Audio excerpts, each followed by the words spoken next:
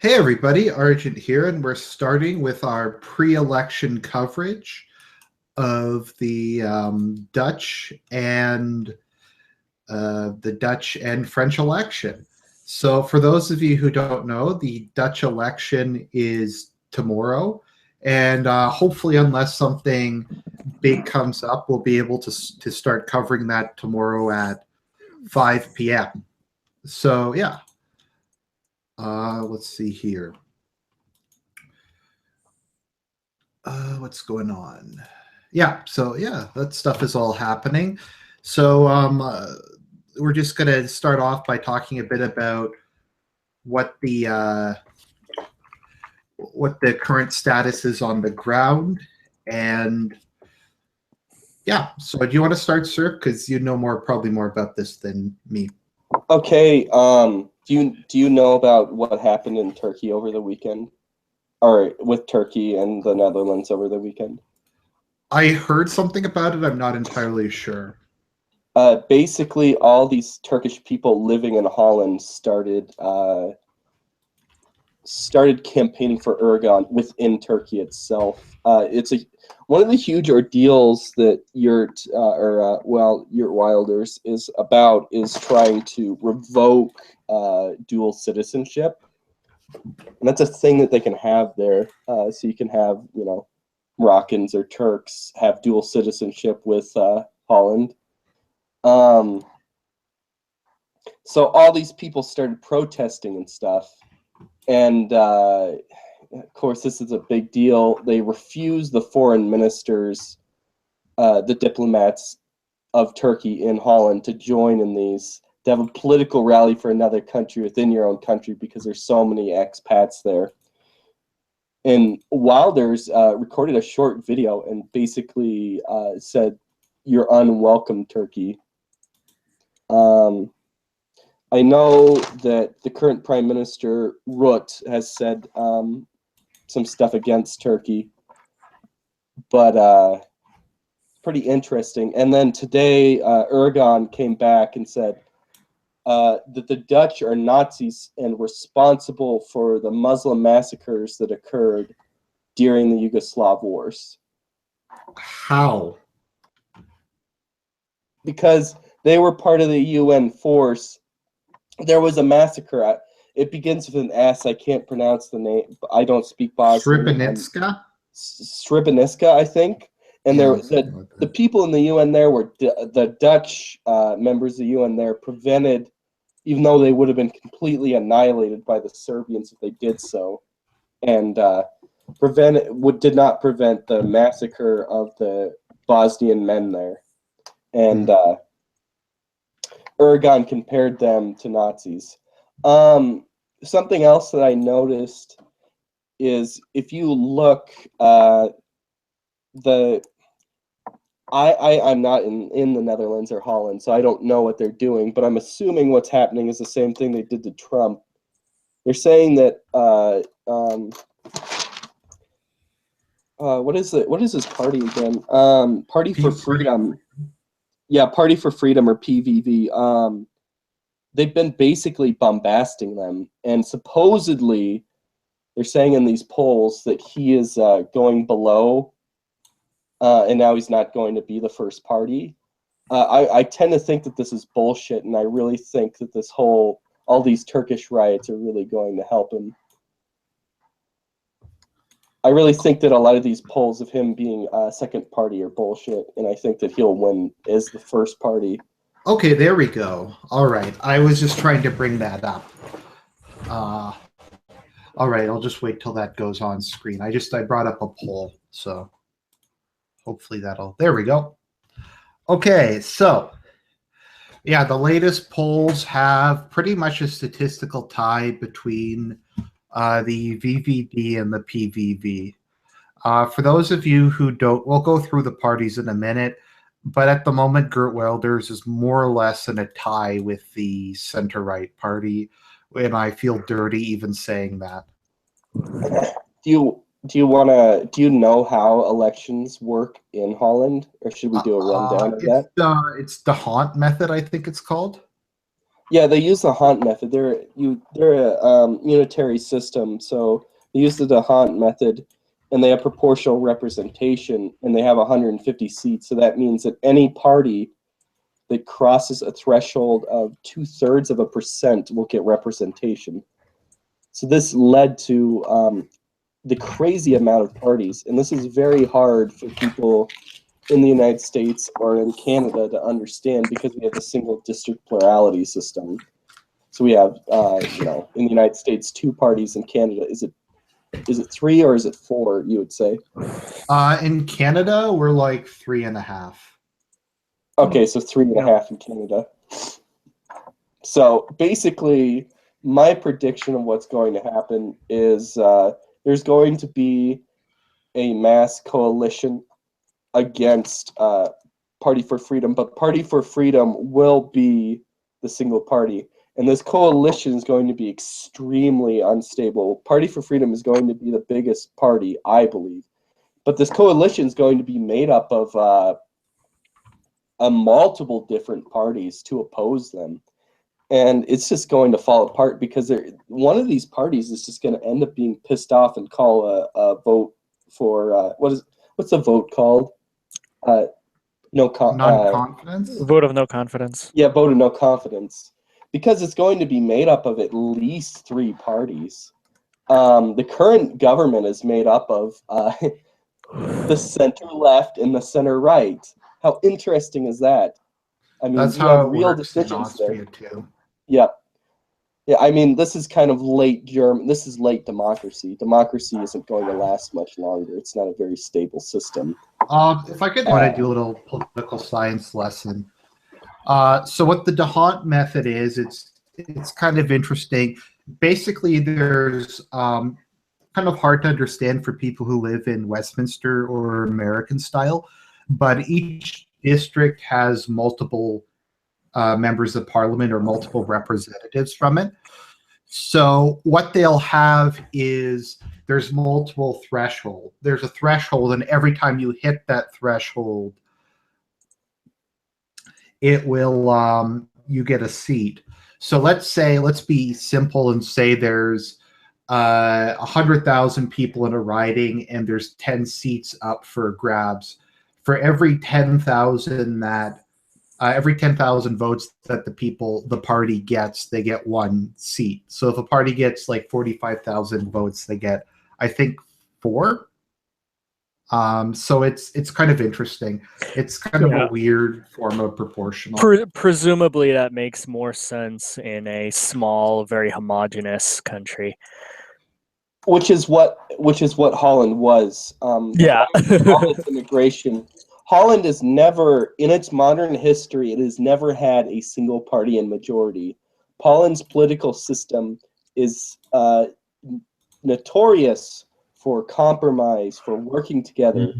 Extremely Northern European, extremely high social trust. The highest a party ever had in modern history was the CDA, or the Christian Democrat Party, in I think it was the 80s, had 54 out of the 150 seats, so just over a third.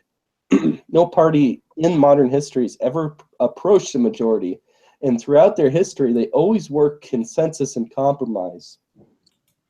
And this really cannot continue. Their system is not built for a multi-ethnic state. It really cannot address the crisis of Muslims. Yeah.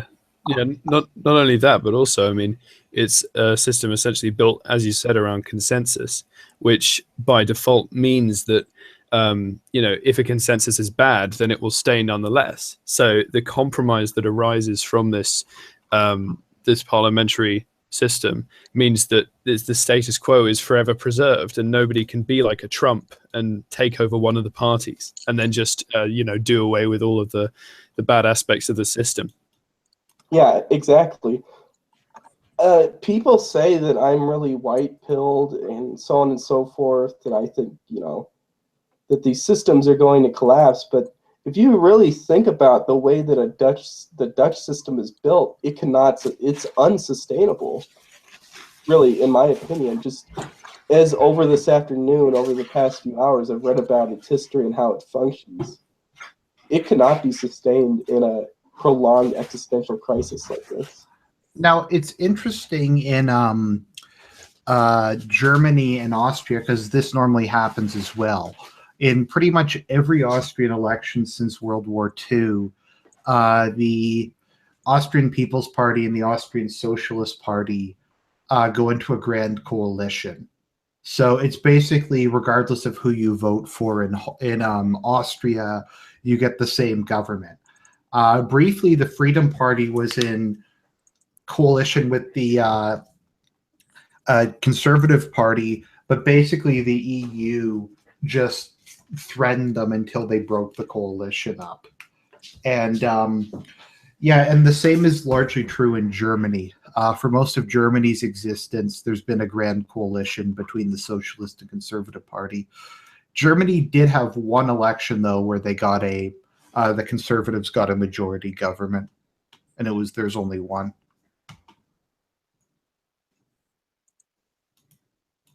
Sorry, I just thought that was interesting. Oh, well, yeah, it is. But Germany is it's even more possible for this to happen in Germany than it is in Holland, because Germany has a dual system of both the D'Hondt method, this unitary thing, and it has a first past the poll system.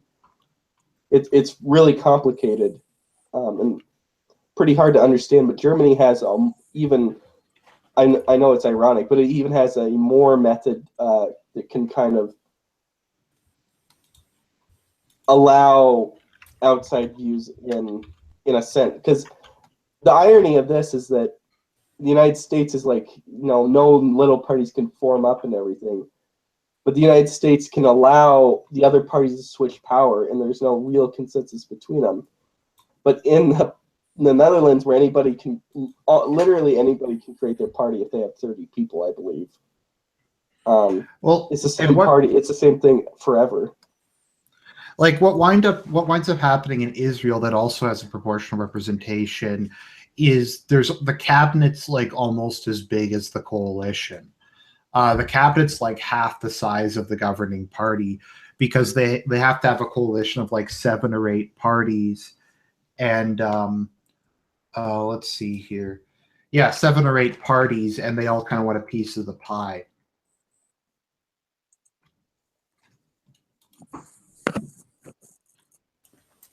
I think, sorry, is your name Serp? Yep, correct. Yeah, I think what you were saying about the high trust, high tolerant society is a good way of looking at it. I know one anecdote actually that I think really demonstrates very well the incompatibility between, the various kebab groups and the native Dutch. Are you familiar with Vincent van Gogh? Wrote Starry Night, lots of weird. Yeah, okay. So the school of Van Gogh, that there was oh god, what was his name? I can't remember his first name, but he was a member of the House of Van Gogh. He died in a terrorist attack in Holland in the early 2000s, I believe. He was degenerate in many ways. He was Theo Van Gogh. He was the guy. He directed the feminist film Submission that was anti-Islamic. Yeah. With Ion Hersey Ali, right? And then there was also Pim Fortuyn, black woman, right? I think, right? Yeah. And I think whatever you think about, the sort of degenerate aspect of Theo Van Gogh, that represents a portion, a small part, but possibly an important part of native Dutch culture and the incompatibility with it. I mean, I am quite socially conservative, etc., so I don't really condone a lot of his behavior, but it does demonstrate, I think, the incompatibility quite well between the two groups and where a lot of these tensions stem from. There's also Pim Fortuyn. As someone who... Sorry? Oh, sorry, I thought you were done. Go ahead. Oh, I was just going to say, I went to Amsterdam before, and whilst we were there, we got lost. We'd never been before. We were tourists, and we were stumbling around drunk. And we were actually robbed by two kebabs on a moped, and they didn't actually get anything. It was an attempted mugging.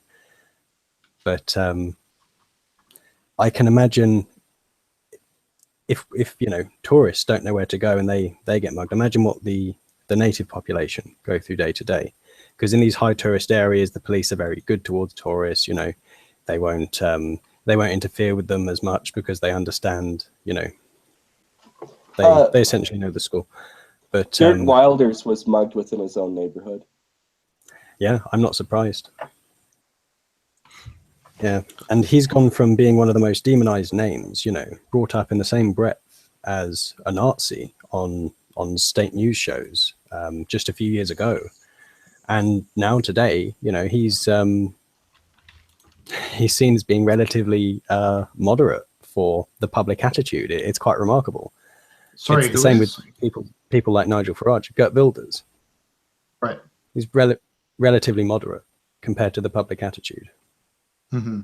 Well, I don't know if I would define him moderate. His views on the thing you have to realize about politics in Holland is that there's no such thing as sorry, I have to cough sometimes, but there's no such thing as a social conservative party. It's really kind of disturbing. Well, there is a single like very, very Calvinist party. There's like an edgelord party. Yes, but it's dedicated solely to social conservatism. You can look there's through the Christian Union. That's a cuck party, I believe. Oh, the Christian Union is? Yeah, no, you're thinking of Christian Democrat Appeal. Oh, okay. I think that one's a lesser one, and I think that there's one that has like 2 seats that is very super hyper Calvinist. Not Party of the Animals. It might be under independence. You might have to look under Dutch parties, but anyway. God, where was I?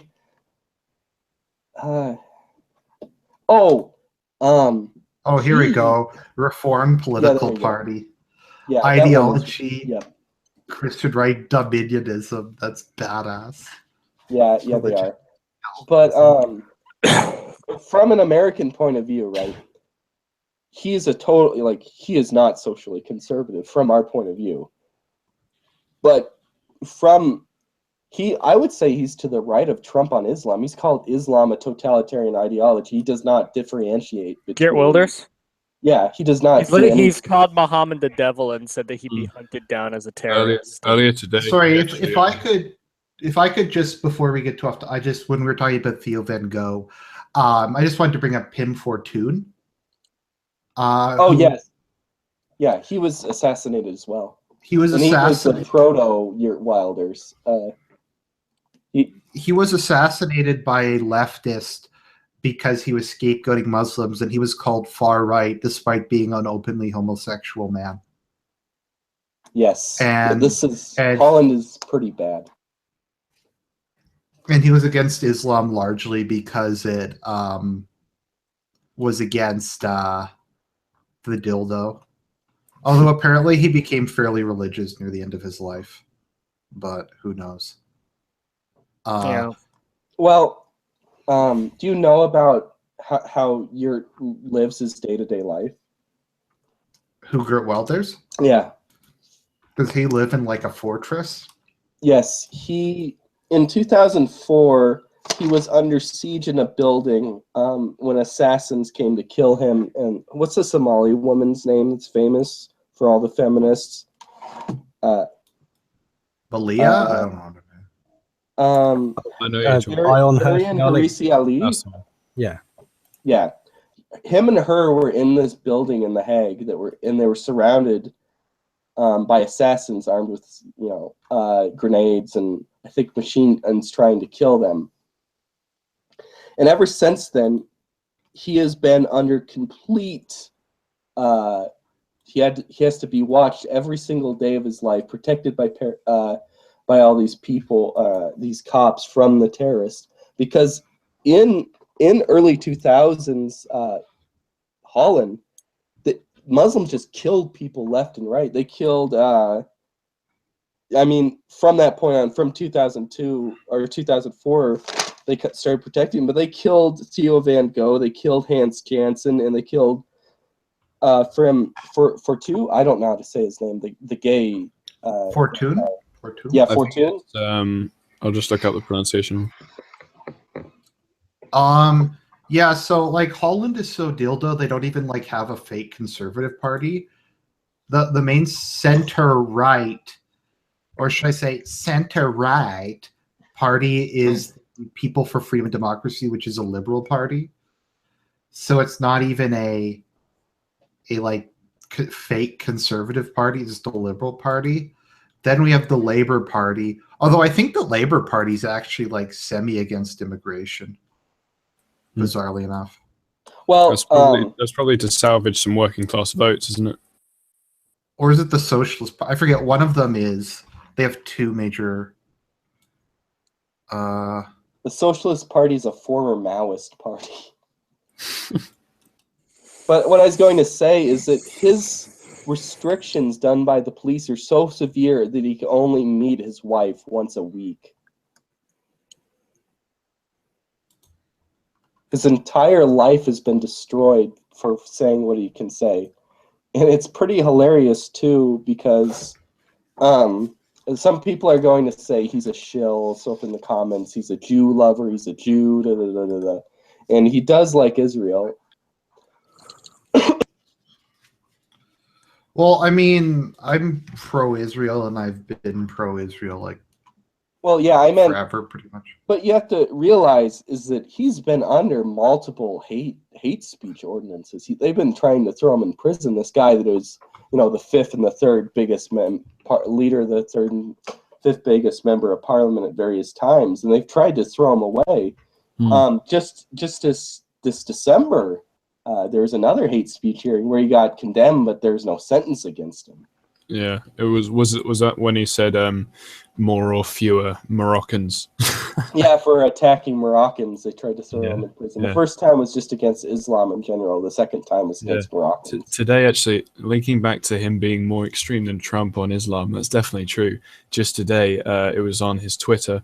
They were saying something about some country in Europe had closed some mosques, and he said close them all.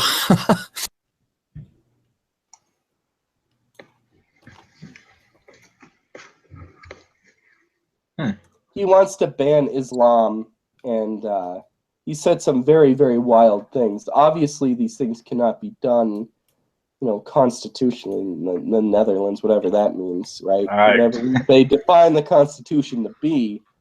But his rhetoric is basically, his rhetoric is make them second-class citizens and forcibly deport them. He doesn't really recognize them as equal citizens. I wouldn't either. I hope he does deport them. That's such a step in the right direction, may I just say. My understanding is exactly. Geert Wilders' plan is basically to make it so unpleasant that they just leave. And that seems to be all the white nationalist plans nowadays, is that they've accepted they can't actually remove these people by force, because that would result in probably millions dead at this point. And they just need to make it, like I've heard this all over the alt-right, that we just need to make it inhospitable for minorities to be around, and they'll just leave.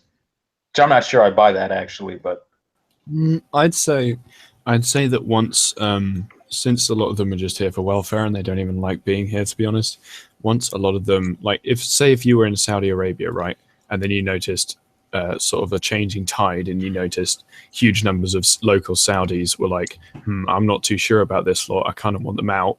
And you started, there were maybe some protests, people like demanding that you left. Maybe there was a wee bit of violence here and there, not advocating anything, GCHQ.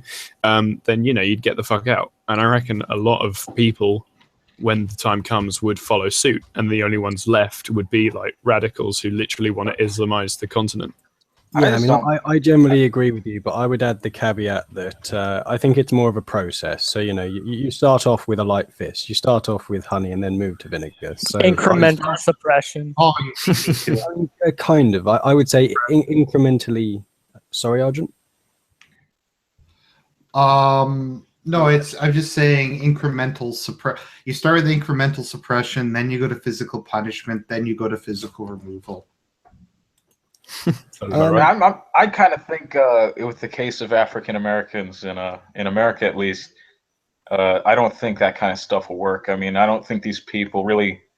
I don't think there's any way they'd leave. I don't think no matter how bad their conditions got, I don't think they just make their own like small nation state. Yeah, but I just think they're pretty much attached to us at the hip at this point until he would have to use force. Maybe the Mexicans might leave, but I don't think the Africans would. Yeah, I think that's a really good point. Right in the center of the bullseye, you have the sort of very, black nationalist, won't go unless they're physically removed by armed forces, etc. Well, I don't even know. I mean, with regards to African Americans, I mean, they kind of do to a certain extent have a right to be in America. I mean, it's not like they snuck in. They've kind of been here. I kind of just think the best we can do is go to de facto segregation for them. Well, I think America needs to break up. I mean, I think I've said this before on your channel, but I mean, I would prefer if we just give them a couple states and just wall it off and let them have it, because I don't think it does. Like, as long as they're in our proximity, it's never going to work, and I don't think the segregation stuff will work. They'd ruin the Mississippi Delta, though. They just pollute it and destroy the whole Gulf of Mexico. Oh, they'd destroy whatever we gave them. But the thing is, I just don't. I think once you give a person rights and then try to take the rights away, like if we try to take women's right to vote, I mean, there would be unbelievable amounts of bitching about that. So I think it'd just be the same with African Americans. Yeah, it'd just be unbelievable. Yeah, what really sucks is it doesn't just go for rights from like negative rights; it also goes for entitlements for positive rights in that direction. Like in the UK, we're never going to be able to repeal the NHS. I mean, you might not want to, you might think it's a good thing, but like once you're providing something with the state, it's incredibly hard to take it back. There would have been a revolution had they taken it away, to quote one member of parliament. Yeah, indeed. Well, Trump is leading the greatest shrinkage of American government since the end of the Second World War. Is he actually shrinking government yet, or? Yes, he's starting to shrink it. I don't know if anything Trump does is going to work. I think has he gotten anything passed yet? To me, it's not the point that he gets anything to work. It's the point that it destabilizes the system. Well, you see, I don't think he's actually going to destabilize it.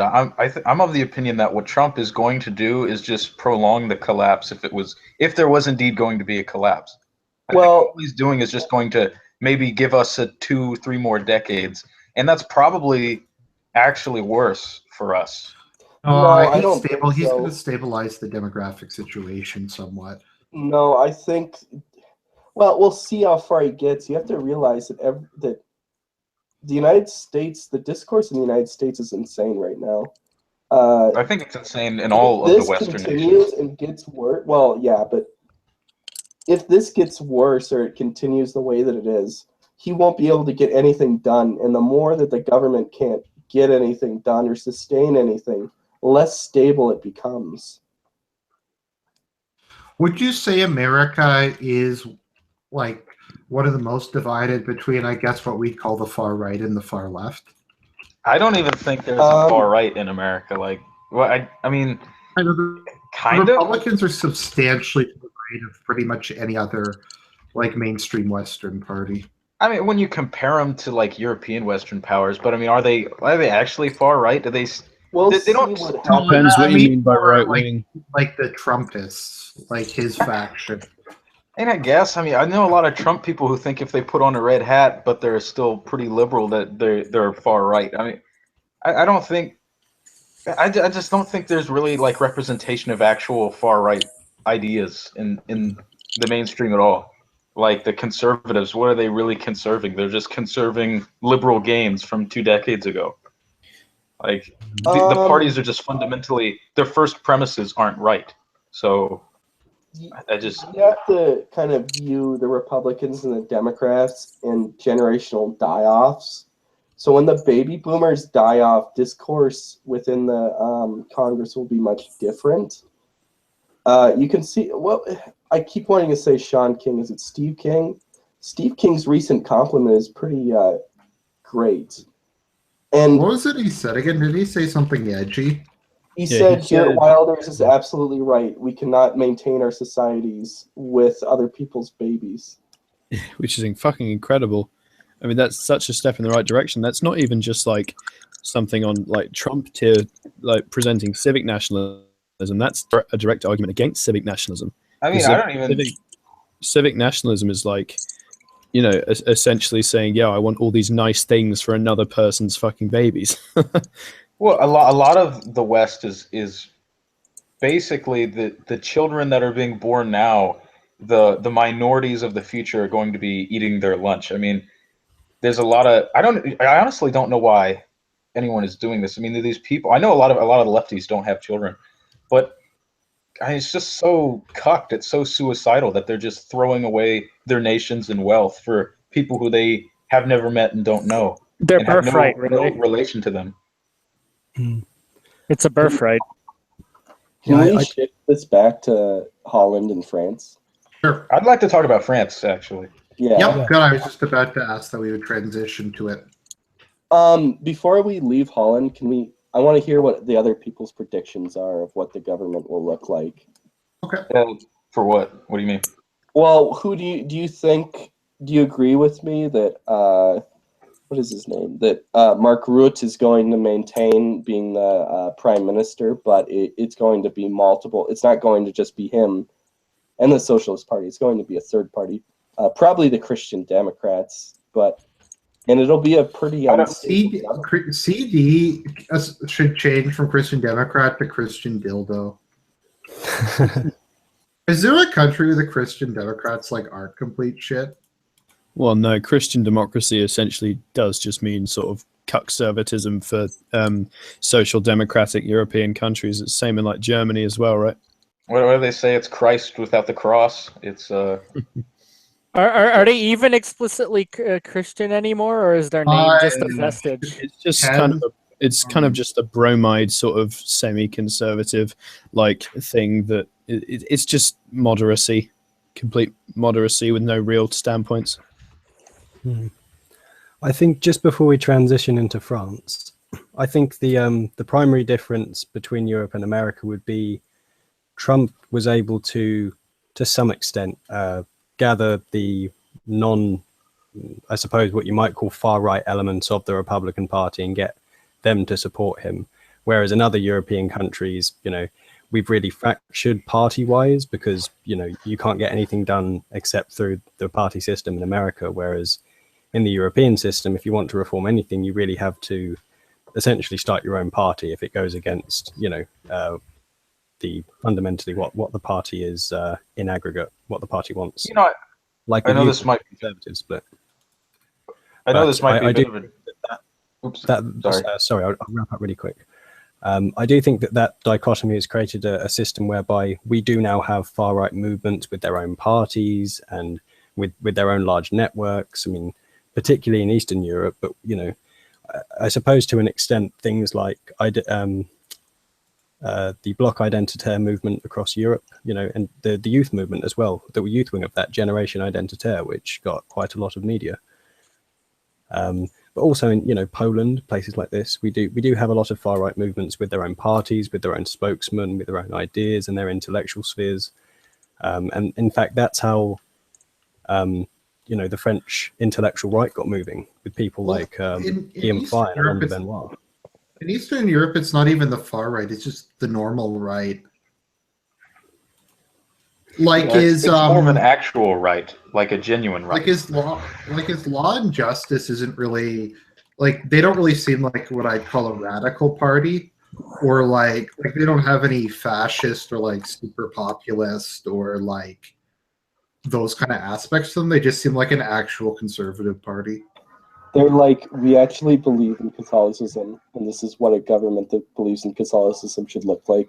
And that too, like Fidesz is not. I don't even know if I'd call them. They just seem far right, but Viktor Orban governs in a pretty like normal way. Like you don't have just like crazy shit going on. Like if Jobbik ever took power, you would have like crazy, insane stuff going on. Don't they want to basically restore the Kingdom of Hungary under the Austrian-Hungarian borders? The internal not borders of Hungary under that. Don't they basically want to introduce Mongolian throat singing and celebrate their Now, Tyrannist someone roots? points out this is something a lot of people could criticize the Law and Justice Party for in Poland. Is they're very pro America. Now, a lot of people call them dildo for that, but honestly, if you were Poland and Russia's basically invaded like every 5 years and just enslaved you for the last like 50, you're probably not going to be very pro-Russia.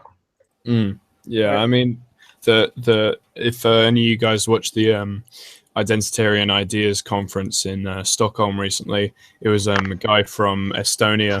I don't remember his name, but yeah, he was talking about the Blue Awakening, the movement that they founded there, and also talking about the European context of the alt-right and nationalism globally. That essentially in Europe, we recognize to an extent that I think Americans sometimes don't, the value of nation states as well as races and like ethnicities as well as just the white race as a whole. So, being an Estonian, an Englishman, a German, but also and he observed that there are essentially two imperialist powers threatening that state of Europe at present. So you have Russia in the east, which he thought seeked a hegemony over Eastern Europe, and of course you have the dildo empire of America, which of course echoes. Well, the thing about America is that you have to see America as a multicultural empire. I mean, I'm not saying a multicultural in the the white people have to be annihilated. I mean in the legitimate sense, is in Yugoslavia is a multicultural country, or Austria-Hungary is a multicultural empire. The United States really is a multicultural empire. It's not a nation. Right, exactly. Somebody mentioned Trump, and I want to talk about Trump and also bring this around to France. It's just a crisis we seem to be having in the West is a complete lack of leadership. I like Trump, but he's not going to be leading the Western world through this crisis. Yeah, that's probably going to be happening soon. I love Trump. He is kind of a tool, to be perfectly honest. But and then I think of Marine Le Pen in France, and I don't think I was thinking this year 2017 could have had how many female prime ministers and presidents all over the Western countries. I mean, Hillary Clinton, Marine Le Pen, if she got it. I mean, the whole West would have been being led by women. It's where are the men when this is going on? This is one of the most dramatic events in history, and the men are just checking out and not doing anything, or they're just absent. It's so insane. In Canada, the kind of the closest thing we have to Canadian Trump, which is she's not really right wing at all, is Kelly Leach. So she's female. Then we have, what's her name, Fran Petre or whatever her name is in Germany. So yeah, in most cases. That's blackpilling. And the Prime Minister of Poland is female, but don't forget Nigel Farage though. Come on. And the Prime Minister, whatchamacallit is semi-based Croatia. They have a female prime minister. I think she's it's just so much women everywhere though, and I just don't think women are suited for leadership. So I just think it's such a sign of weakness that the men are just so absent. Their nations are literally being led by women. It must be a joke to so many of these Islamo-fascists that the West is almost entirely led by, or has such a large female presence in leadership in the military. I don't know if anyone of you seen that picture with all the high-ranking military officials or something like that, and they were all women. Ministers of Germany, Netherlands, Sweden, and then you have the Polish and Chinese ones, right? Yeah, they're all soccer moms for the European defense ministers. Yeah, and then you have the ones from Poland and China and Russia. Yeah, that Polish guy looks like a villain. Oh, he looks like a fucking murderer.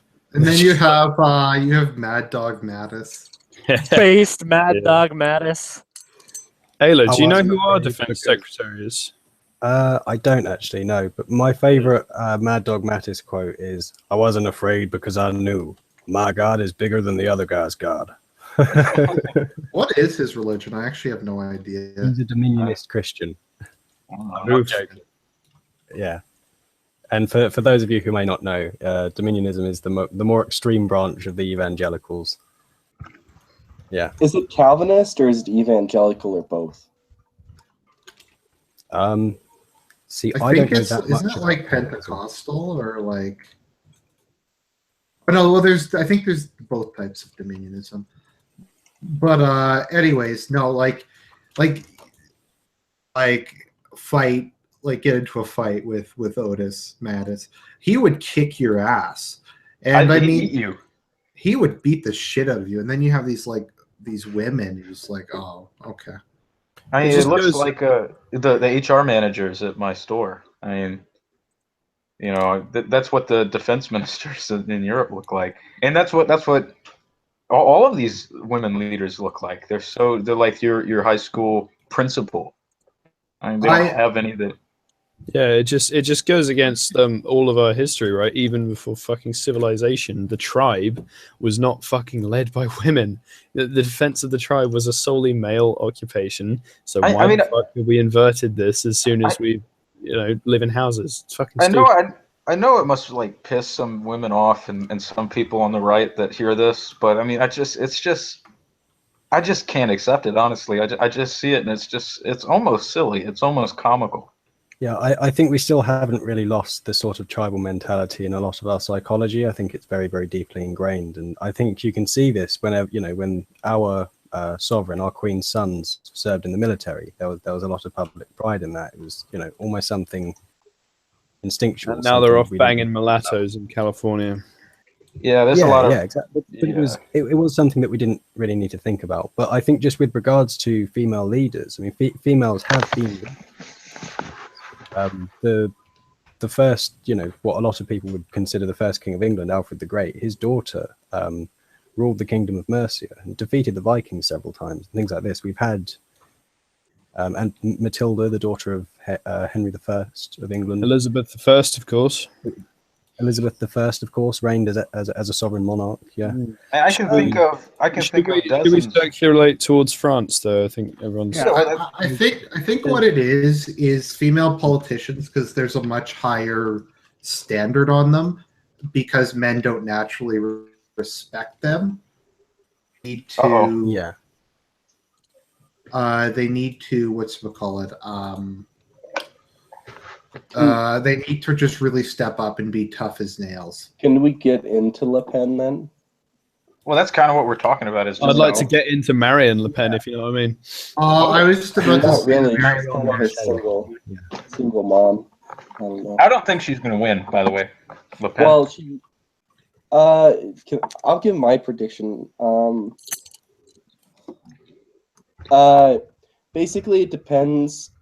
Who's ever going to win, it's going to be Fillon or it's going to be Macron.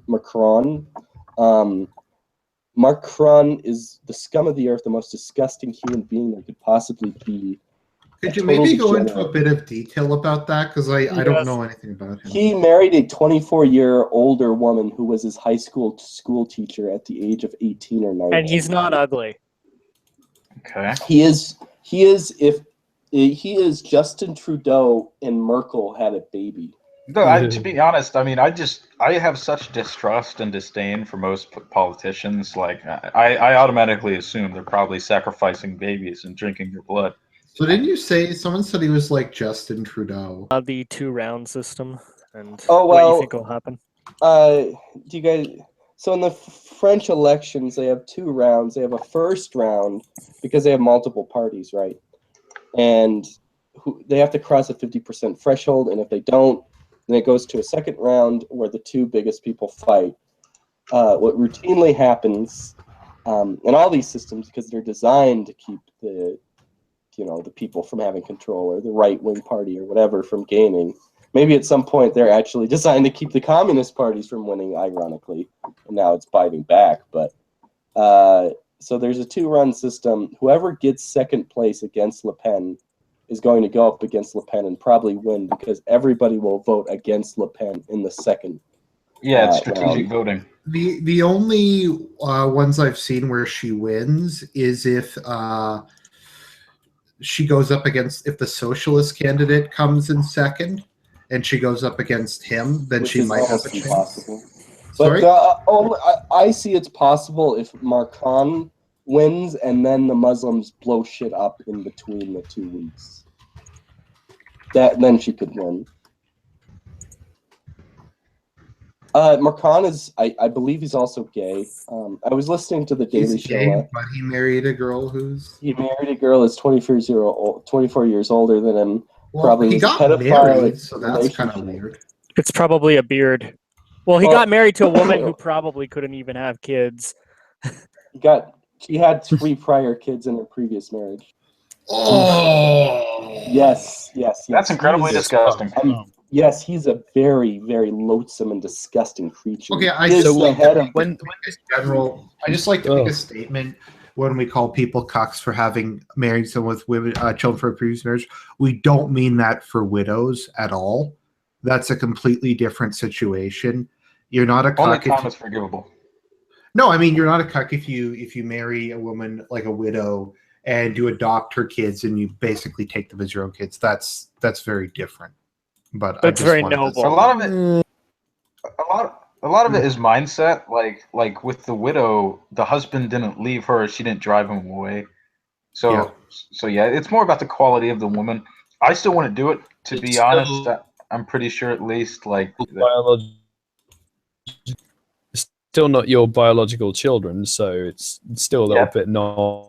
You naturally won't have the same bond or the same obligation to them as you would your own children. Yeah, and my dad did it with my mom. She had 2 kids before my dad married her, and I wouldn't do it. I mean, I just keep in mind there's other things that are pretty awful about him. He was the head of a Rothschild's bank. Yeah. Umar Khan. Yes. Yes. He's the scum of the earth. The media is in complete support against him. In fact, the media is Support just for him going or against him? Yes, support for him. And he founded his party this year. He just split off from a socialist this year or last year to run for president. Yes. Yes. He is the poster child that the media wants to win. And he has called the colonization of Algeria one of the greatest crimes against humanity. Which is horrible. He wants no border controls. He wants complete open borders, and he is a Europhile. Christ. And he is the chosen one by the media. Part of this crisis that I think is a little bit reassuring, though not that much, is that at some point, sometime, maybe within the next 5 years, I think, the politicians are going to have to come to the European people and tell them either they can be like Brazil and have the diversity, or they can actually be first world nations and have to close their borders. At a certain point, this is going to have to stop, unless, I don't know, Europe just melts down and goes completely insane. But I mean, this can't continue. I mean, I know everyone would, the politicians, at least on the lefties, would love for it to, but like it just can't logically continue. It's just really funny that they're not attacking Le Pen. They're attacking Fallon as the scum of the earth now. And have you heard of Penelope Gate? And his wife is in the European Commission, and she's taking in all this money. Is Fallon even that bad, to be honest? Yeah, actually really conservative. Well, he's I think he's the most right-wing that the current de Gaulle's party is. I mean, that's not saying much. I mean, that makes him Jeb Bush, but in France, it's Adolf Hitler. I think he's a bit to the right of Jeb Bush. Okay, maybe who would be? That's why they picked him, maybe right? Mitt Romney. Like or something. Jeb Bush could have saved America. That's why they picked him, is because he'll provide some sort of. Isn't Fayon pretty like religious? No, under Catholic dogma or under Catholic current canon laws, he's excommunicated. For okay. what? For what exactly? He has an ipso facto excommunication for personally being against abortion and for it being a law. A French abortion, very wide open abortion, not the current Polish law or the current Irish law. Yeah. Which is an ipso facto, under Catholic canon law, currently is an ipso facto Uh, excommunication. Latai sententiae. Yeah. Could he realistically do anything about it, though? No, but I'm just saying, if he truly was that religious, he wouldn't even be in that party. He wouldn't even be in the running, because he would be committed to the true Catholic teaching on abortion, right? I don't know. I think it's not really reasonable to expect people to do that in the current political climate. The current year. I mean, then no Catholic could basically run for office. I wanted to ask. Sorry? Well, in the United States, they can, obviously. Yeah, but none could run in Canada. Canada's basically Sodom and Gomorrah at this point. Like in most year, I just don't think it's fair to say that he's de facto excommunicated. Basically, every Catholic politician on earth is excommunicated, like outside of a couple countries. Well, not in a place like the Philippines, Sub-Saharan Africa, large segments of Latin America. No. I'll just make a quick distinction. I think there is a distinction between being personally opposed to something and wishing you could limit it legally, and being personally and like outright believing, well, the state can't make that decision. And I think the latter is something unacceptable for a Catholic politician, whereas the accepting abortion as a fact that you can't really change is acceptable. But he didn't word it as a fact he can't change. He worded it for instance, Kelly Leach is Catholic, at least I think she is, and she's personally opposed to abortion, but she just says there's nothing. You can't do anything about it in Canada. It's just not something you can change. No. I think just with regards to the excommunication, I think who needs Rex et Sacrum when you have God's anointed sovereign on the throne? I think the Church of England has it right. I think national religions are probably the way forward. Woo, lad. I'd like that. I want to ask you guys. I don't think we want to get into this on this one. We'll get into that some. Yeah, I wanted to ask you guys, how stable do you think France is? Because apparently it's going through some of the biggest riots in like I think France 60 years. I think in 15 years, there will not be within 15 years, the French Republic will collapse. I think something to keep in mind about France has kind of always had a really strong far right and a really strong far left compared to most European countries. And there's always been a lot of political instability for that. Like, basically the far right and the far left kind of attempt a coup or a civil war or something every couple decades. Like, you had the revolution, then you had the restoration, then you had a dildo republic, then you had the Third Empire, then you had Boulanger, however you pronounce his name. And it just kind of goes back and forth every couple decades. Yeah, I think there was that period of the Napoleonic Wars where, 3 times it was exchanged where you either had a Bourbon king or a Bonaparte emperor on the throne. Yeah, and in that case, you went from basically like one of the most left-wing governments the world's ever seen to Napoleon, who kind of governed as a conservative, more or less. Well, I wasn't.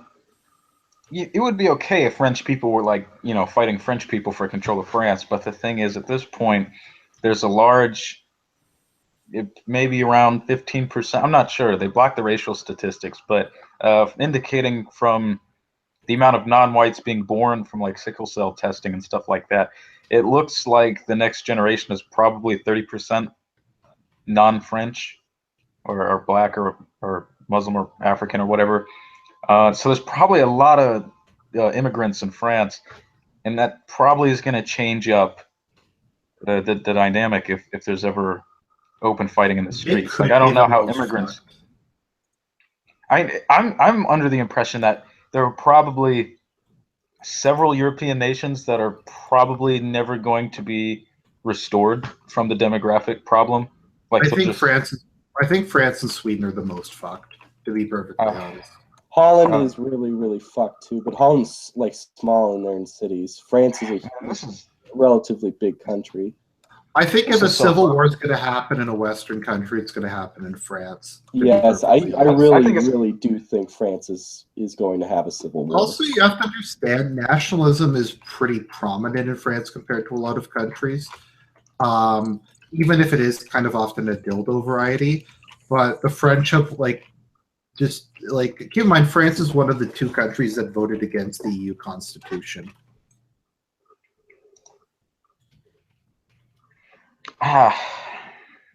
Along with Holland, ironically enough. Yeah. But yeah.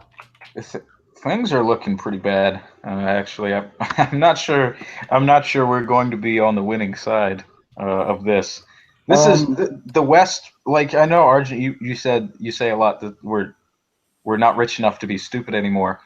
I mean, we're not, but we've made maybe the worst decisions people can make, and I don't think there's any going back. Like, I mean, we've come to a point where we've crossed the Rubicon here. With France, you have to realize that France colonized Algeria, and then the Algerians kicked the French out there, or they left, right?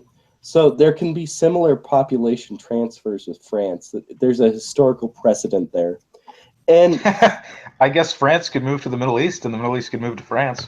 Well, yeah, I'm not being I'm trying to be joking, but I'm saying France has had its government collapsed in 1958. It nearly had a civil war in 1968. It had a apocalyptic guerrilla war that people were blowing up. Algeria was considered like a part of the French state, like Texas is considered part of America.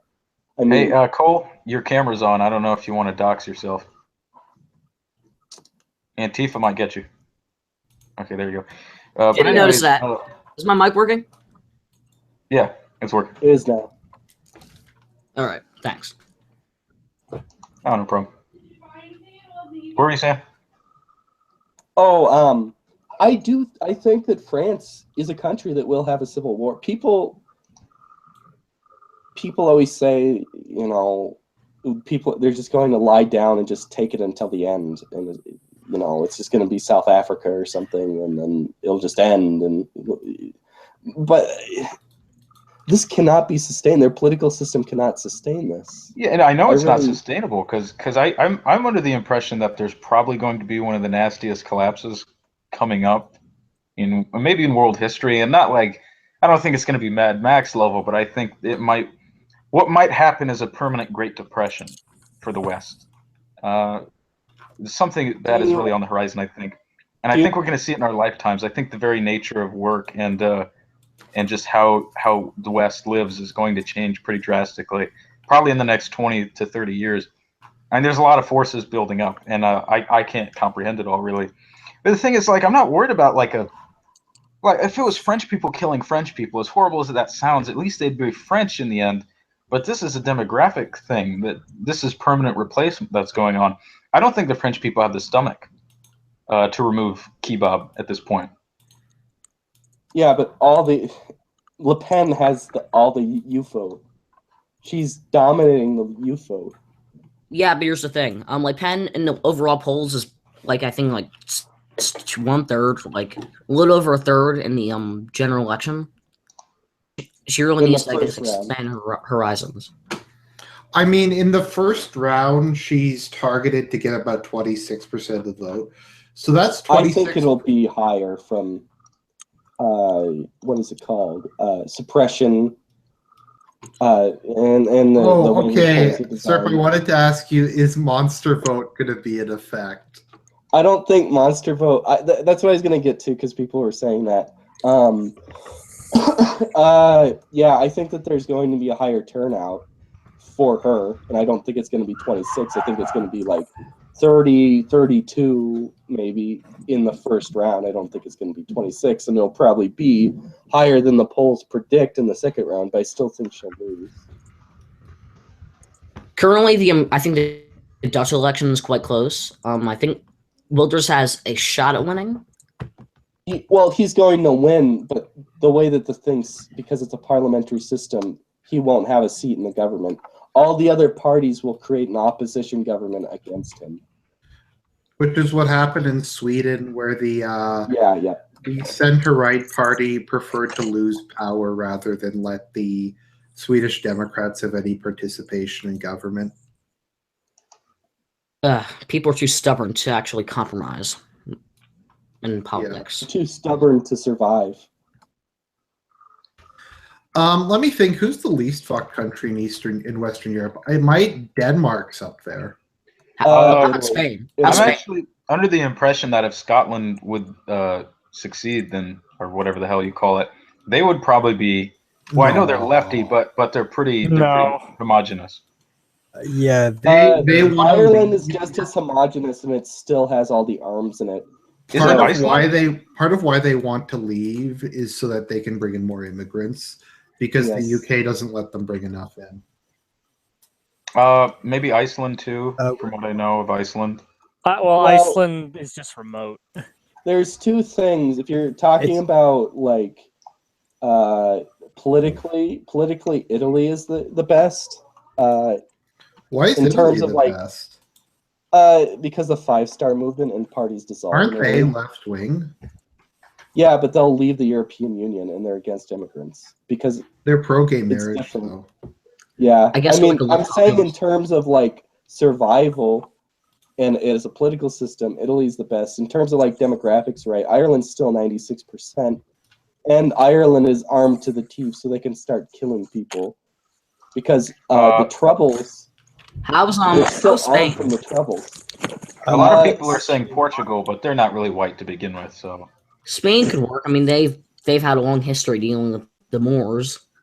Well, Spain's you don't see. Spain's pretty bad. Spain's actually establishing camps in their Spanish territories in North Africa. I never noticed that. They don't have just leave Morocco for the migrants. I think Portugal is up there for most fucked. Spain, I actually wouldn't put up there because Spain's poor. Spain's poor, but it also doesn't have a right-wing party or a Eurosceptic movement. Yeah, I mean, Spain, I don't understand where there's no far-right party in Spain. We need another Franco in Spain. Since the... how long has it been? Since this 18-month period, the past 18-month period, tourism in Spain has increased. I can't remember what it is, but it's something over 5-fold. And the reason for that is that fewer people from West and North Europe are going to Cyprus and places like this because of all the, the migrants and the terrorism attacks and all the political instability. And so they're going to the Canary Islands mostly. Oh, speaking of... I see a lot of people going out Is there. Austria count as a Western European nation? Oh, it's close enough. It's not Ireland. Okay, then Austria, obviously. Austria actually Supreme Court denied gay marriage. Well, I mean, if you really want to be inclusive, we could always say Liechtenstein and Luxembourg. Those are basically impossible to immigrate to. Switzerland's not bad either. Isn't Greece not that bad just because it's poor? Well, I mean, a bunch of migrants go there, but they just don't stay there that long. Yeah, they like physically remove them?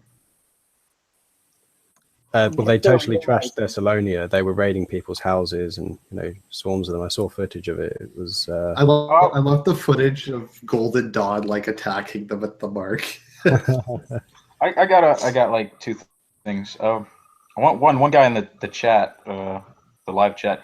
He said, "Is there any way to red pill the left?" Maybe that's a silly question because I don't think there is at this point. They're kind of rabid, and I don't know. I don't think there's any arguments that's getting us out of this. We're not voting our way out of this. It's too late for ballots, too early for bullets. I don't think we're going to argue the left. And the other thing I'd ask is, I mean, are Europeans just cucked for good? Like, can they even go back anymore? Or does modernity just do this to Europeans? Does it just turn our pathological altruism, our altruism against us? You know. Historically, whites have been racist as fuck, so I don't really buy the whole pathological altruism thing.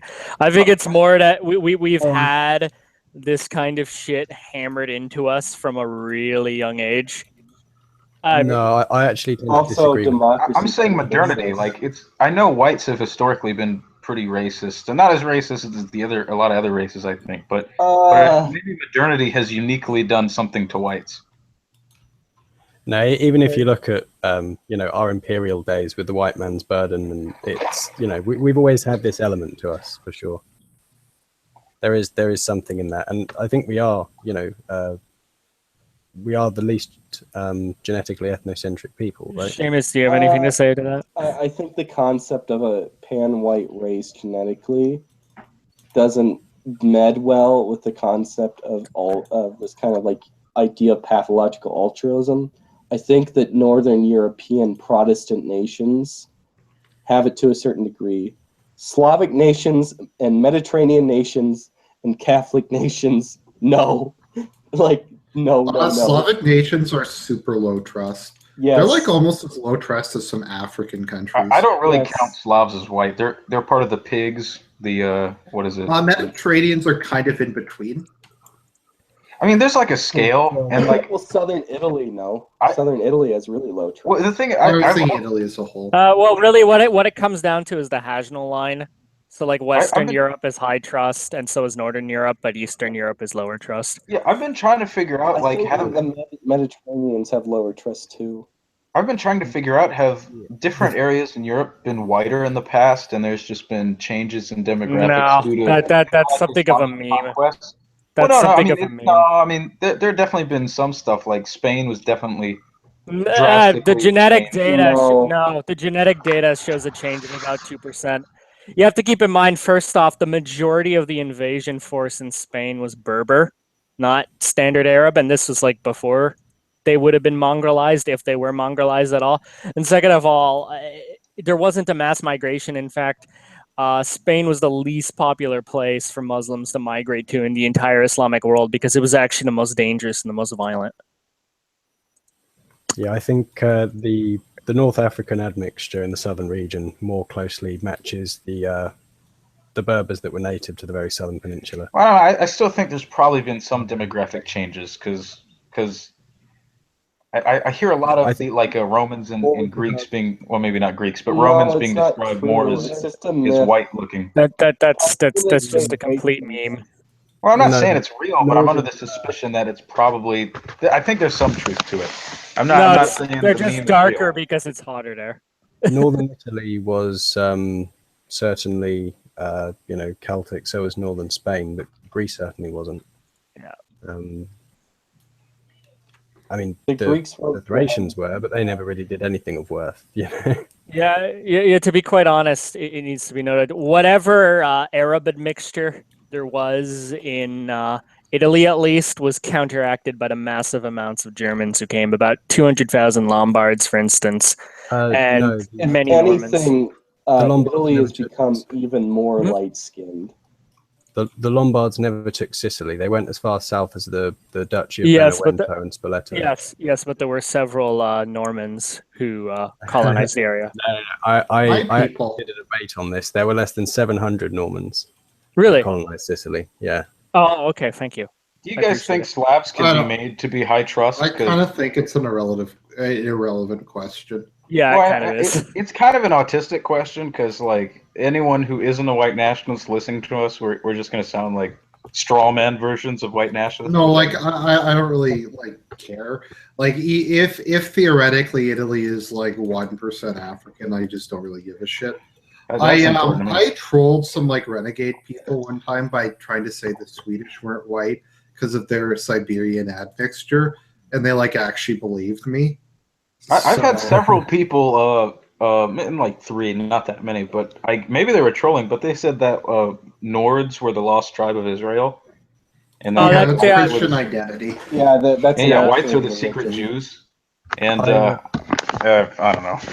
Yeah, I interviewed Sven Longshanks on that the other day. I didn't know what it meant actually prior to that. I just thought it meant someone who identified as a Christian and that was their identity. I literally had no idea, any of the. But do you guys think that Slavs can be made to be more like Nords or Northern Europeans and be high trusting? Because Do we've you seen want them Poland to be? improve quite a lot. Would it help them? Well, of course it would. Not right now. Well, it wouldn't. I mean, yeah, I think people don't understand because they're like, "Oh, Eastern Europe's white; it's so nice there. There's no gay marriage." But Eastern Europe has like rampant alcoholism, like Abortions. endemic corruption, spousal abuse, all kind. Like it's pretty nasty in a lot of ways. Doesn't Russia have the highest abortion rate on earth? Yes, it does. Or Belarus probably does, but Russia's number 2. Which people say this is a hangover from communism, but I'm very skeptical of that. I think this is just. I think that's just what they're like. If you read like Dostoevsky, Russia sounds like they were just always like this. Like I was reading Crime and Punishment. One of the reasons I couldn't get any further with it was just so depressing how Russians lived. Like just everyone was just an alcoholic and nihilistic and abusive and yeah. Well, I think in Russia there's like this cultural thing about like people who laugh or smile too much are distrusted. Yes. Because they think they're fucking with them. And it just says something about how the Russians, they're naturally just dour and nihilistic. They think you're crazy if you smile often without a good reason. Oh well. And don't you dare smile at them.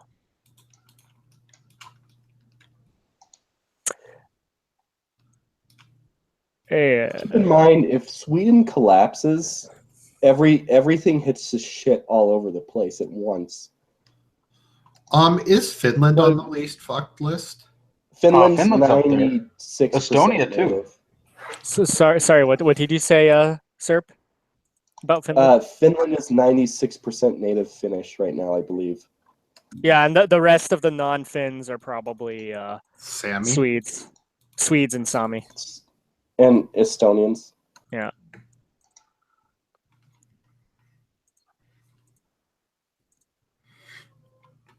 Well, I mean, if Sweden collapsed or Germany collapsed, all these the whole thing turns into like the whole of Europe just turns into total a war zone, a fourth generation. What makes you say that? Why Sweden? Because what happened in the Paris?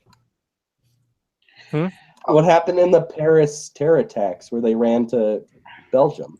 I'll put it yes. this way. I think Europe is walking the rope walking, a tightrope walk, and if Europe falls, if it doesn't handle this crisis correctly, I'm pretty sure it's going to be permanently, or at least for probably at least 100 years or more, knocked down, and it's just not going to be as prominent. It's never going to have the prominence it once had. The eternal gook will rise again. Which it kind of, things kind of are returning, I guess. Economy. China will once again become. We're foolish to ever oppose them. China will once again become the Middle Kingdom, and the China emperor will receive homage from every corner of the world. China will annex all of Africa and keep all Africans as slaves. You know what? I didn't think of that because I think the U.S. buys a majority of Chinese goods, right? So we prop up their economy. So the Chinese will probably come and save white America at the very end. I think the Japanese will. Because I think if we died, if whites were wiped out, the Japanese would rebuild us in a lab. They'd make us better. The downside to that, though, is that we would basically be sex slaves. But I mean, I didn't want to be a good girl's sex slave. You do or you don't? Well, to be fair, I mean, by the time that they can synthesize this in labs, they can also make themselves more attractive. But no, it's funny. I always like to point out Nintendo is like the most pro-white company on earth. How is that? like half their characters are like Aryan Supermen. Have you ever read a manga? I mean, fucking Dragon Ball Z has Goku turning into an Aryan, getting blonde hair, blue eyes to get more powerful. Like, the Japanese love white people. Like, okay, like Zelda, Link, Rosalina, Princess Peach, they're all like Aryan Supermen. No, yeah, they have like some obsession with that look. It's pretty. But... So, what country do you think would fall first? Somebody was asking me why I thought Sweden, and I think that like a city like Malmo is just going to become an ungovernable Muslim hellhole. Can I bring up an important statistic? Sure. Yeah. They get over 100,000 immigrants a year, and they only have 9 million people. 10 million people. Like, yeah. Why doesn't anyone look at this stuff? The EU, literally the EU has told them that they should probably cool it with the immigrants. But I don't understand. Like, how does it's this. I just have a problem with old people sometimes because, like, they just watched their countries just die and they've done nothing. They've just retired and shuffled off and voted Republican and just watched their countries wither and die. The same with like Swedes. Aren't their parents? Aren't their fathers? Aren't their husbands? And brothers like watching this happen? Do they have no decency? The most triggering thing I've ever seen was some like rape refugees in Finland with some like 12-year-old girls, and the father taking a picture and being like, it's the girls with their boyfriends.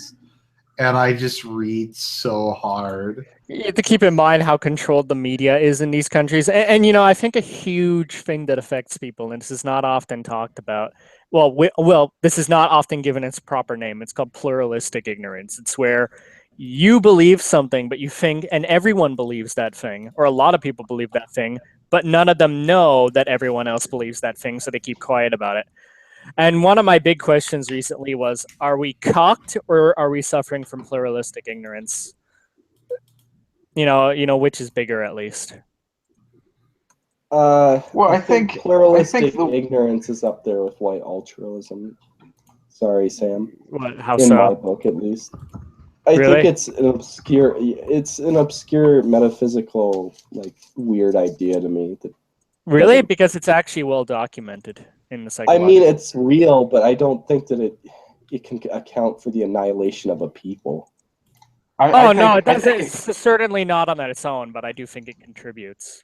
I think there is an assumption generally, not generally. I mean, I think there's a pervasive assumption that like the world has just, white people just assume, they mistake themselves for the world, and they just assume everyone has gotten over these things, and that everything can just be, everyone can just live together if they just pull themselves up by their bootstraps. And I think it's just, when I see non-whites come into a white country, Jews and Muslims and blacks and Hispanics, every single one of them knows what's going on as soon as they get in the country. They know what's up. They're playing the ethnic warfare game.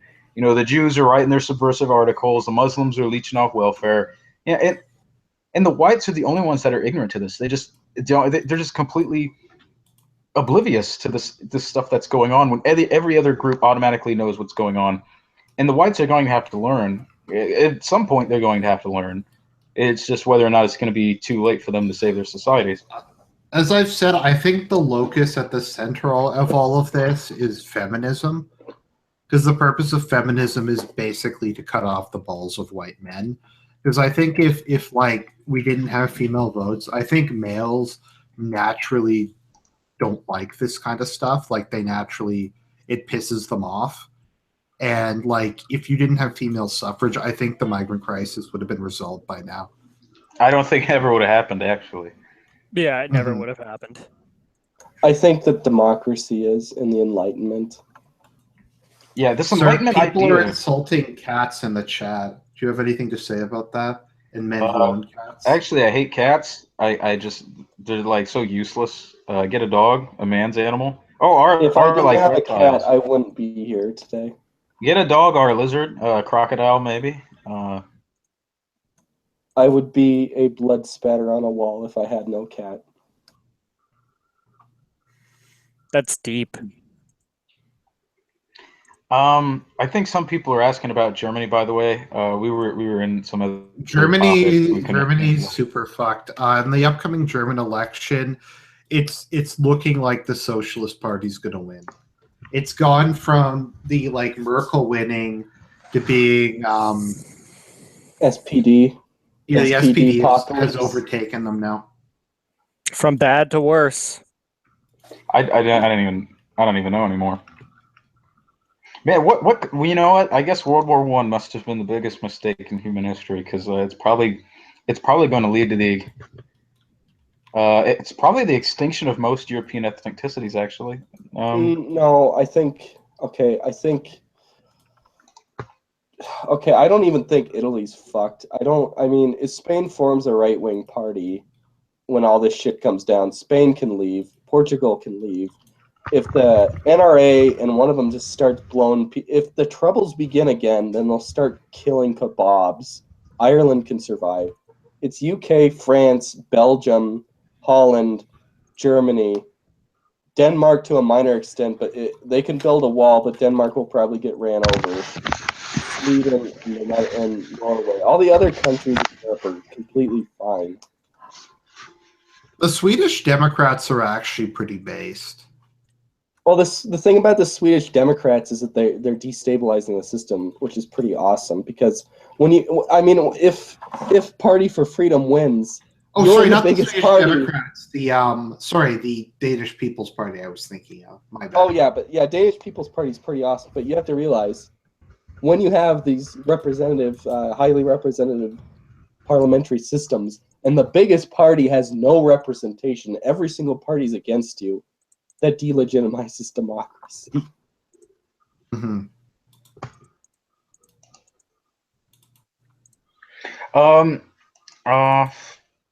You know, I just don't know. I mean, what do you guys think can, I guess, save us? I mean, it's such a broad question, but honestly, you know, like I said before, there's such a lack of leadership. You know, we're the leaders. I feel like we should have had some kind of great man to lead us, but I don't think there is going to be a great man coming. So what is going to, beyond a collapse? I mean, you know, I think that's going to be the only thing. But is there anything we can actually look forward to? Is there any positivity? If southern Sweden melts down with black flags everywhere, every white person is killed in Malmo, do you think that all the feminists are going to build a all-female brigade to fight for ISIS? I mean, you go look at what's going on in South Africa right now. There's a real genocide going on, and I don't think I've heard anyone mention it. I think I've been the only one to mention it to my friends. So obviously not. They wouldn't care. They'd probably laugh.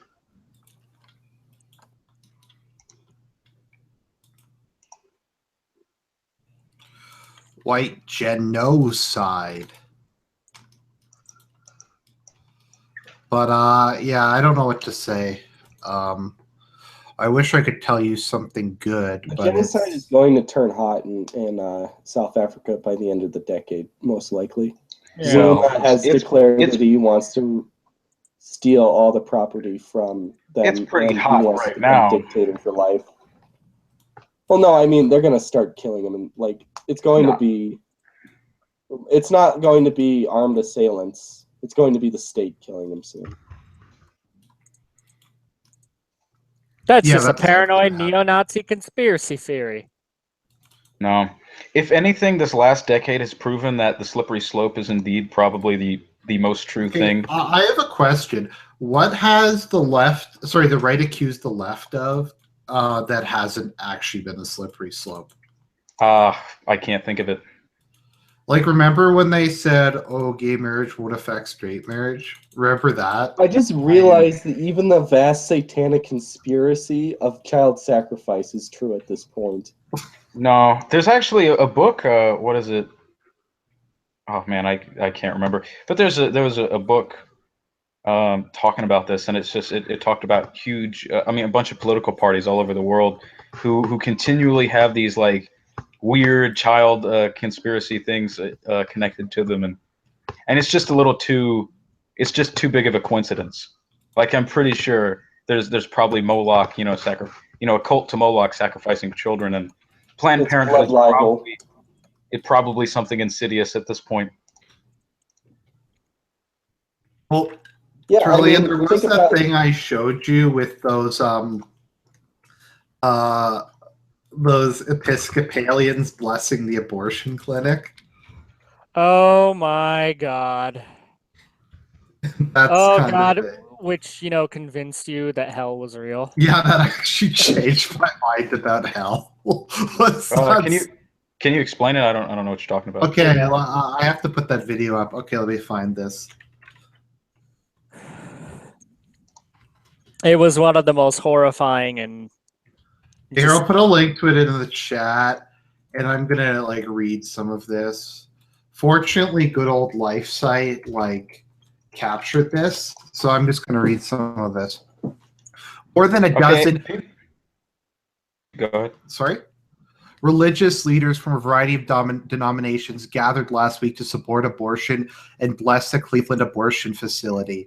The blessing of the preterm facility was initiated and coordinated by Reverend Laura Young, a Methodist priestess and executive director of the Religious Coalition for Reproductive Choice. Bless this building, she prayed. May its walls stand strong against the onslaught of shame thrown at it. May it be a beacon of hope to people for those who need its services. The group held up signs that said pro-family and pro-faith. Other signs read, "Good women have abortions." One demonstration participant had positive things to say about her abortion, calling her abortion a great caring experience and a privilege. It was a defining moment for me. It's really important to me that I speak up about my abortion to help other women. There is a reverence for life that happens in this clinic, and the decision to get an abortion is often a really, really spiritual decision. Women who have abortions are being attacked on a religious level, and the faith community has a moral obligation to heal these spiritual wounds. Young, a self-described progressive theological feminist thinker, said if her demonstration blessing is successful, she will bless other state clinics as well. Jesus. From what I've heard, abortions are supposed to be, not trying to defend women who get abortions because they're scum, but they're supposed to be incredibly traumatic for women. Oh, that's a meme. I think it's partially true, but I think you'd have to be disturbed to get an abortion and not have that be traumatic. I think a great caring experience and a privilege. Yeah, you have to keep in mind you kind of have to be disturbed to get an abortion in the first place. Well, that's what I said. I think there's a difference between a teenage girl who gets pregnant and she freaks out and panics and gets one, and these people who are this is great, this is amazing, and they treat it like it's kind of a fetish, to be perfectly honest, is kind of how they treat it. It's just really disturbing. So that actually, when I read that, I actually had been skeptical of hell, but that actually, unironically, 100% serious, that changed my mind about hell, that article. Because it's just hard for me to believe that people are that fucked up. I have a lot of sympathy if a woman gets raped and she has an abortion. I have a lot of, I understand that. I have sympathy for that. I don't have sympathy for these people at all, to be perfectly honest. It's just so vile. Episcopalians are just shit. I mean, they're the worst. They're literally the worst. Ugh. Ugh, so fucking vile. But anyways, you know what kind of changed my perspective on it? Finding out that isn't the adoption rate super high? Don't almost all of the babies get adopted nowadays? Yeah. Yes. There's a waiting list to be an adopter. I think that actually really changed my mind, because I remember reading an article in the Toronto Star of all things, and it was saying how social progressivism has eliminated orphanages. Like, we don't have orphanages anymore because of social programs. I'm like, wait, what? I thought if we didn't have as many abortions, there would be widespread whatchamacallit? There'd be widespread like orphans, street children.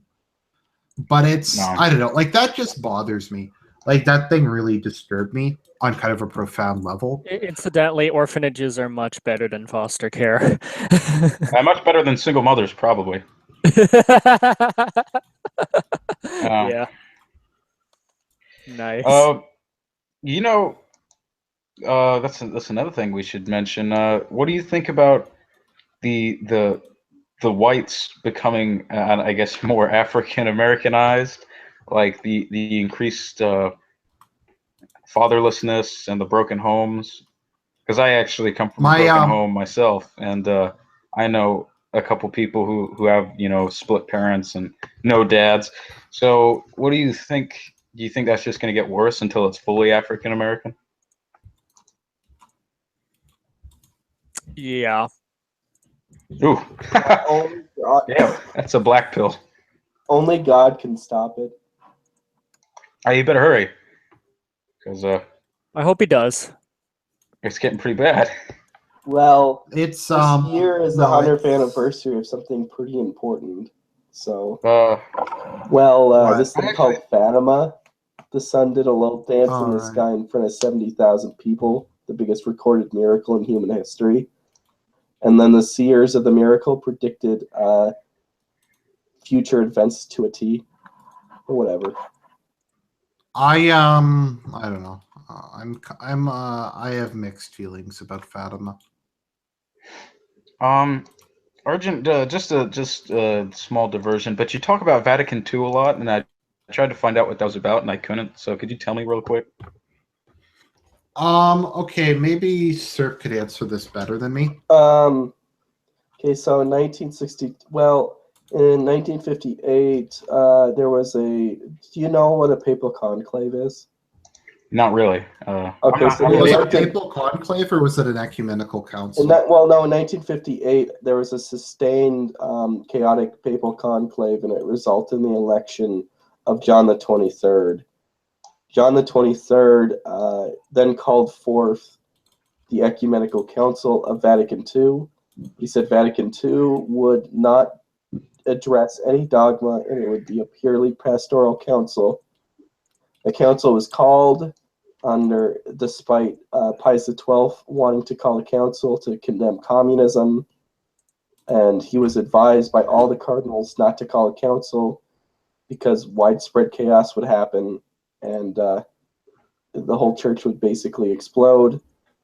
John the 23rd is elected Pope after a very long contested election process, and he calls forth a council, is a very old man. He forms He forms outlines for how the council is going to be made, so it'll be doctrinal. Then he throws it out as purely pastoral, is complete chaos. Every single bishop, everybody's able to do whatever they want. A school of theology called Nobel Theology is able to basically blitzkrieg and do whatever it wants, and it basically waters down or it interprets all the previous things of the church in new language, which makes it confusing to be interpreted both by liberals and conservatives in their own way. May I give a quick summary? Yes, please do. I have more to say, though. You can say more after, but just to give a quick summary, the result was a council that was highly ambiguous and gave liberal bishops and priests who were in the church for a while at that point all the ammunition they needed to liberalize their parishes and their dioceses and to start a liberalization. If I could give my okay, so basically, I was going to give a very detailed rundown. Okay, I'm giving. Sorry. What do you want me to continue, or no? I'm just going to give a briefer summary. Well, I think a lot of people don't really are probably following because they don't know that much of the background of what these things are. Well, all the gets elected, they create all these ambiguous things. They don't really say, they don't have any heresy, but they don't really make any sense either. So the council ends, nothing really happens, and then all these liberal bishops around the world interpret everything in how they want to interpret it. And then it's the exact same time as the 1960s, so free love culture springs up, all the chaos springs up, and the bishops do nothing to stop the sexual revolution. And people start leaving the church in droves. At the same time, Paul VI introduces radical reforms to the liturgy, which destroy the common person's understanding of the Catholic faith, and the Catholic Church is basically crippled. So it basically muddied the waters, and no one knows what's what anymore. Yeah. I want to give kind of a brief or summary. So basically, what happened was the 1960s were 50s and 60s were happening. The Western world was kind of going through a crisis of faith and a crisis of belief in itself in the aftermath of World War II. So it was kind of decided to call an ecumenical council to resolve most of the existing issues, to kind of deal with the post-World War II world, to kind of deal with a lot of the changes that had been made, and just kind of to kind of, I guess, update things. It was kind of viewed as, I think it was John the 23rd who said we need to, was it John the 23rd or Paul VI who said we need to He wanted to open the church? doors to open up the windows of the church to the world. So what wound up happening was they had this council, and in general, for those of you who don't know, ecumenical councils are normally called to decide a heresy. Nicaea was for Arianism, right? Yes. Yeah, so Trent was for Protestantism. Or Protestantism, or modernism, or some form of heresy. Vatican II was not called to address a particular heresy. It was just kind of called to deal with general modern issues. And the thing is, the church is an institution made of people, and like all institutions made of people, it's not immune from the spirit of the times. So you went and you had all these bishops here, and it kind of turned into a confused mess because there was no real central issue they were trying to deal with. And the liberal bishops kind of took this as an opportunity to, because everything that came out of Vatican II was more or less orthodox, but the liberal bishops really worked to make everything really confusing and vague and to provide themselves with cover. And kind of the last 50 years or so is modern Catholics trying to interpret what the hell Vatican II wrote. And well, then, oh, sorry. And just there's a lot of it's a lot of issue, because even people like us who follow this can't really tell what's going on a lot of the time.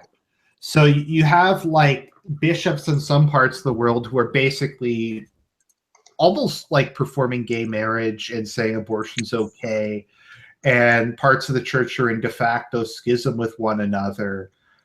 And it's especially bad now that we have a pope who has no idea what the hell he's doing.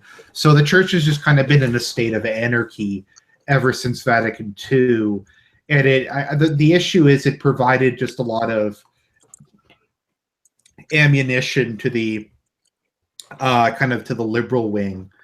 And it's because there are people who, I know some people who probably don't like conservative Novus Ordo, but who read Vatican II and just say, well, it doesn't really teach anything different. They just kind of reworded some stuff. Mm-hmm. But it kind of, that happened. There was a lot of issues with leadership. Particularly, things got worse. A lot of the current problem is John Paul II was basically catatonic for the last like decade and a half of his papacy. And that combined with like Vatican II and stuff just led to a whole bunch of bishops just going berserk. I think that's kind of the easiest way to describe Vatican II. Well, it was kind of like the 1960s for the Catholic Church. Yeah, the other thing is that the liberals developed this concept called the spirit of Vatican II, which is basically the Vatican II, even though it doesn't say anything, it just means everything can change at the drop of a hat, and we can do whatever we want.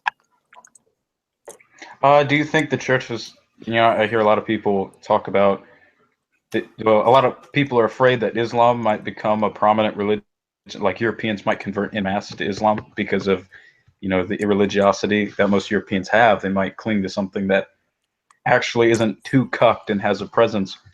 Do you think that's going to happen, or do you think Christianity can? I think that evangelical Christianity would convert people before Islam would.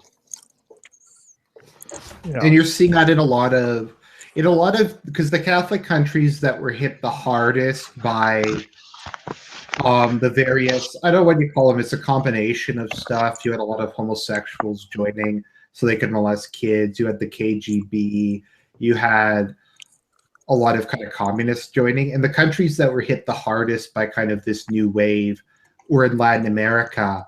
And in a lot of those countries, the local Catholic Church is so dildo that the people are converting en masse to like conservative evangelicals.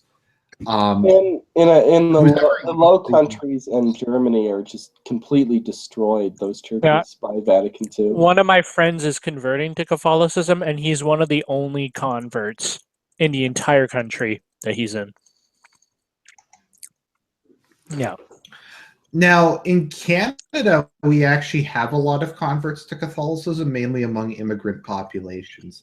And I mean, that's kind of another thing you have to keep in mind about why the church might sometimes, because they're the only ones who go to church in a lot of cases, because white people just don't. Self-interest. And so just to give kind of a white pill, from what everyone I've talked to says, is most of the remaining kind of liberals who have been governing the church are really old. They're like old aging hippies who are going to die off soon, and the younger priests tend to be more conservative. Every single young priest in my diocese is like really, really edgy. Yeah, the priest who baptized me, for instance, well, let's just say he had some harsh words for the Eastern Orthodox, and don't get me started on what he had to say about Protestants and the like. I mean, he read Liberalism is a Sin, and he was familiar with almost all the books, a lot of the edgy books I had written. And I mean, I told him that I used to be involved in Nazism with a straight face, and he wasn't really particularly surprised. Now, because I think something people don't understand is not that he was a Nazi. Vocations is a huge problem in the church. Like in a lot of places, you have multiple churches staffed by one priest, but the church, the parishes that have a lot of vocations are traditionalist. In many cases, they're overflowing with people wanting to be priests and monks and stuff. I think France's Catholic Church now is a quarter of all priests or all seminarians are traditional, and it's going to keep increasing until the whole entire church is the SSPX. Because something you have to keep in mind is liberals don't breed. I mean, there's a problem with like conservatives not breeding. It was something like Stefan Molyneux did when he kind of changed his opinion on religion. Was he was reading out the birth rates of different religious groups, and atheists were like 0.8 or something. So it is going to. I think it's eventually going to change. It's like a lot of stuff in the West. I don't know. I've heard a lot of good things about the next generation who's growing up. That they're better than our generation. But when I did my student temping or whatever last semester, I can definitely say that they're good. Well, part of this is. Well, I think. Sorry, go on. I was just going to say part of this is the right wing, like the alt-right, the true right, the far right, we're starting to no longer react to what the left is doing, and we're starting to take the initiative. Like, I think why the alt-right is so strong and why it pisses the left off so much is because, well, one, they're the rebels this time. The left is in power, and that's clear to everybody who's not a complete, useless idiot or degenerate that's mind controlled at this point. So the right is the underdog, but also they're the ones who are taking the initiative. They're the ones who are making the funny jokes here. The left isn't funny anymore. The left is getting crazier and crazier and more dysfunctional as time goes on. And I'm pretty sure they're going to push the white women out soon. I don't know when that is. But. Well, they got pretty pissed off at white women when they saw that they did by, and albeit slim majority, vote for Trump. That was a white pill, actually. Yeah, that was a real white pill. I told people they weren't allowed to bash white women anymore. Well, if you look at married women, vote pretty consistently conservative, don't they? Yes. Which I find interesting. Babies suck all their pathological altruism. Do you guys want me to tell you birth rate by party and race in the United States? Is it an alternative hypothesis? It's a gray pill. Okay. Foreign-born Hispanics 2.46, Hispanics 2.13, Hispanics 1.98, tied with conservative whites 1.97, Republican whites 1.92, blacks 1.87, whites in general 1.76, Asians in general 1.72, Democrat whites 1.63, liberal whites 1.38, and Native Americans 1.29. It's funny, in Canada, the birth rate of Native Americans is very high, I believe. Blacks haven't changed as a percentage of the population in a long time. They've slightly increased over time. Very much more if not for abortion, I'm pretty sure. That's not actually true. If you didn't have abortion and you didn't have social programs, they wouldn't have very many kids. Because when there was an abortion, they still weren't gaining huge amounts of the population under Jim Crow. Yeah, because the option of abortion makes them more irresponsible. That's what you're saying. Yes. A social welfare state makes them incredibly irresponsible. If you abolish... I mean, the United States economy is totally fucked. I don't know how the social welfare state... The United States is totally fucked. Well, no, I mean...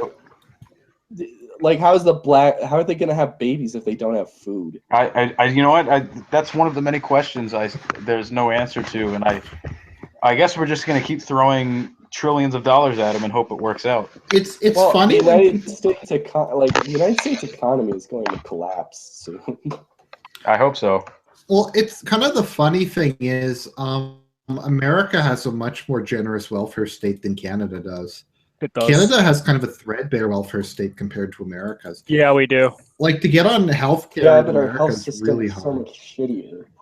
It just sucks. I don't know. Yeah, well, the American system, it's because they're supporting so many Negroes, whereas the Canadian system is... Well, no, Canada's is America's is kind of the worst of both worlds. Yeah. Like, but it's just kind of the way that it's litigated. Argent can explain that, but also, if we had a more restrained social welfare system, we could have a better healthcare system. Mm-hmm. You are correct. Well, it's kind of funny. There's a lot of, lefties that seem to think, socialized medicine and the free college and shit, like the Bernie Sanders package. They think that can work in America, but it can't. That can only work in homogenous, Northwest European countries. Something like America, so giant and diverse, it's never going to be able to work. Like, can I say something? Sure. Yeah. The overtime graph of Hispanic births in the United States is actually like a pretty white pilling on this. Hasn't it collapsed? It's collapsing. Hispanics aren't having children in the United States. Yeah. Well, part of this is one of the most insightful things I heard about this is that white people don't breed in captivity, and white people are very much held captive. Like we're in the zoo. A lot of our resources are being sent off to, Hindus and Hispanics and Muslims in Europe. We're just not comfortable. I think we're just largely not comfortable, and that's why the birth rate's so low. If Trump closes the wall and he ends Hispanic immigration, seriously curtails it, and he causes an economic boom, whites will have conservative whites will have the highest birth rate, and whites in general. I don't think there's going to be an economic boom. There might be an uptick, maybe, but I'm actually pretty sure if there's going to be some kind of economic collapse, I think it's probably going to happen this year. It could happen over the next. I still think America's economy will surge back to life from Trump. How do you think the debt though? The debt is unimaginably gigantic. Yeah, but I don't know. It basically at this point you just have to hope that you can grow your way out of it. No, I mean that's what got us into this mess, is trying to grow our way out of it. But I mean, we could, and then it doesn't increase further. Well, I mean, it's going growing, or the debt. It's going to stabilize under Trump, but it's not going to go down. It'll go down if they prevent it from going higher, it'll decline relative to GDP, which at this point is pretty much the only thing they can do. Yeah, I mean, and they can it's not gonna. I mean, maybe there are ways they can limit this, but I'm not entirely sure that it's going to be that easy, because I think there's probably going to be a swing of the pendulum, and we're going to get a lefty back in the president's seat after Trump, probably 8 years. So I don't think we're free here. I think we're probably just going to go right back to where we started. I mean, at this point, they can't pay off the debt. It's not possible. So the best you can do is hold it and try to grow the economy. That's about all I can really say on the topic. It's just it's a mess in general. America economy is not strong at the moment, but most countries. Okay, but to be fair, most countries' economies are kind of fucked at the moment. I think the only way we could solve this is by importing 300 billion Muslims and Africans, and they will clearly, with their genius, solve this problem. We need diversity of ideas, obviously. There was actually some recent research that showed that diversity of ideas is complete bullshit. Yes, it is. It is. Yeah. It's complete total shit, and whenever I see a lefty bring it up, I wonder, I don't know, this person who's What do you mean by diversity of ideas? Oh, the idea that if you have lots of different races, the diversity of their ideas will help keep them strong and like help them grow. I mean, it's a bit funny coming from. What the fuck does that even mean? I don't know. You import different races, and I guess they'll just have different ideas because of their cultures. Yeah, but that recognizes the existence of race, doesn't it? Well, there are schizophrenic and basically retarded lefties that they don't have an original idea to save their life. I mean, you know, they get it straight from the trough. So I don't even take anything they say into account. Argent, what I tagged you in on Facebook? No, I haven't. No, I just posted the fertility graph. Oh, okay.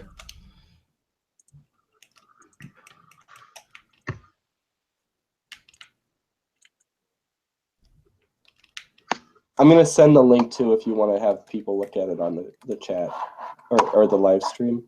That's okay. Actually, somebody's asking. Oh, sorry, go on. I'm going to end in like 5 to 10 minutes. We've been going on long enough. Yeah. I think that's really it. I mean, anyone have any last? Is there anything we should touch on about the Dutch and French elections? Is there any? I mean, do you think there's going to be any fallout from this?